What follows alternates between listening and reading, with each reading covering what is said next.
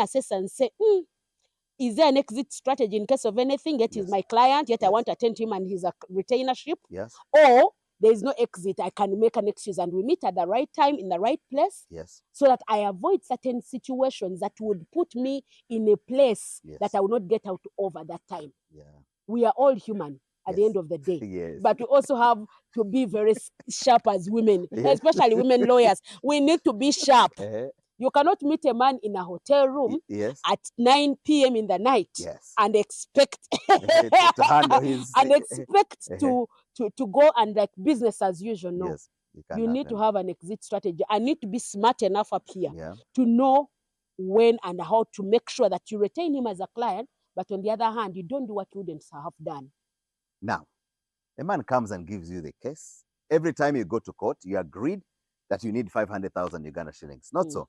Every time you go to court as facilitation. Yes. And this man says, I don't want you to suffer. I'll offer you 1.5 million or 2 million every time you go to court. 500 is professional fees, as you asked. But 1.5 million is maybe to help you change your footwear. In this case, you are already in between that scuffle. You need the money. That's why we went to school.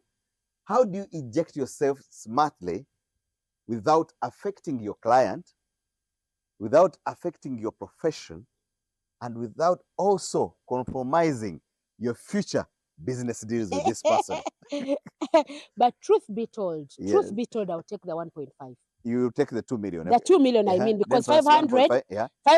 500 for my fuel and 1.5. Yes. Reason, yes. I did not go in your pocket and take it out. Yes. You offered it to me. Problem is when you say that 1.5 was for one thing. Yes. It was probably to bring me to a side of compromise, to, put my guards down as a lawyer and cross my professional lines and go personal. That's where now I become smart about it. You, first of all, you will not go anywhere and report that council took my 2 million and 1.5 was what?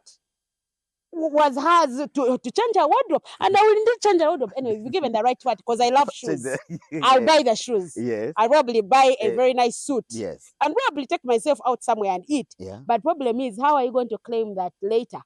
That because of that money, I crossed the lines and it became personal. Yes. No, you have no legal basis. You have no basis, because that's why they say lawyers, we apply the law everywhere. Everywhere. But it's not corruption. I have not done anything wrong. Giving willing, I take willingly. You do, yes. And I maintain you as my client. The willing. But like I said before, you avoid situations like that, especially being compromised, so that you do things you wouldn't have done, because at the end of it all, we are all human beings. And we can also be faced with certain situations that it's not easy to get out of. Yes. You have to make sure there is a boundary between the two. Like people that send chat messages at night, people that want to call you at wee hours of the morning. For me, when I get home, honestly, I switch off my phone. Yes.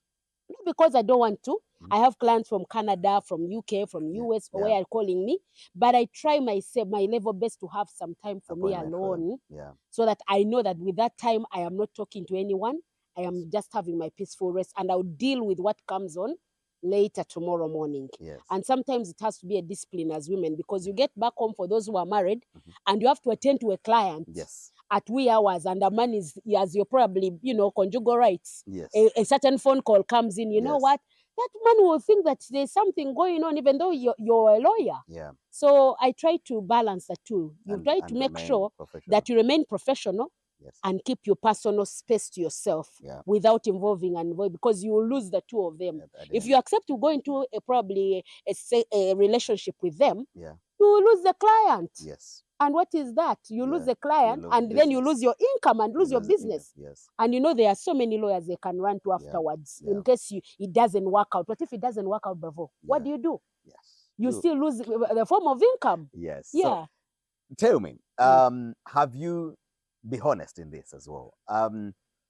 We are trying to be very honest to our viewers, and whenever I'm in my podcast, I'm always wanting my viewers out there to get the points clearly, so that they don't have any more questions. Now,